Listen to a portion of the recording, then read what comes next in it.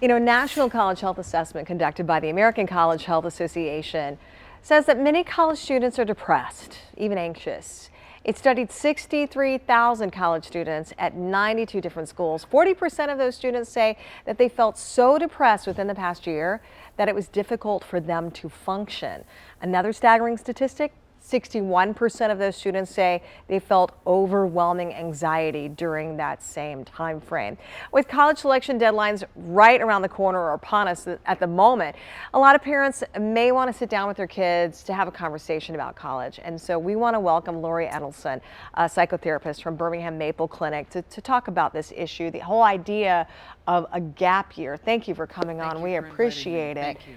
No, a gap year, like when a lot of kids are planning for college, it's not even something in the conversation. It's about applying for college, getting those essays done, taking those tests, and then going straight on to college. It is. What is it about a gap year that should be considered? Well, first of all, interestingly, some colleges are now encouraging their incoming freshmen to take a gap year after they've been accepted to college. And why is that? Because they feel that students are coming out of a very stressful environment in high school.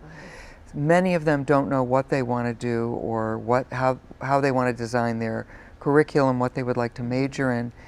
Many are still very dependent on parents. They don't have a lot of exposure to other cultures, the bigger world, a larger picture than the high school and the community that they grew up in. And some have relied heavily on parental over-involvement. So the idea of a gap year allows these students to become more independent, to experience the world, to have different exposure that teaches them that they are able to survive and will be able to problem solve in a more creative way than sometimes just coming out of high school. I know that Harvard prefers that their students, their incoming freshmen, have a gap year.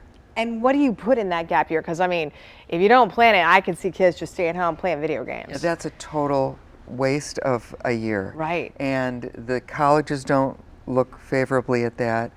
Potential employers don't look favorably at that. So what should they do during that year? Recommendations include dividing the year up into several chunks of experiences. Okay.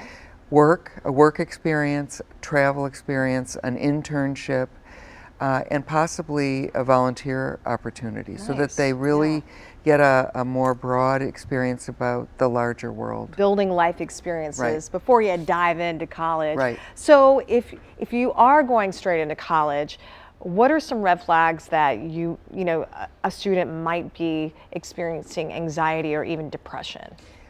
Parents have to pay very close attention to what their kids are saying, and students have to pay very close attention when they start to feel severely overwhelmed, worried and fearful and panicky for at least 2 weeks without much cessation, where it's persistent for a couple of weeks.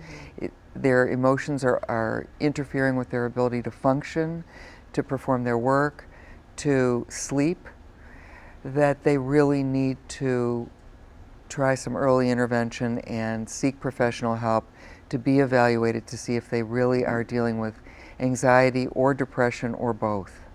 Because it can ramp up to severe depression, even suicidal attempts. Which is what this college study has been looking at, and it has been pretty profound in its outcomes and conclusions. Where can people go for help? Every college campus has psychology clinics associated with the college.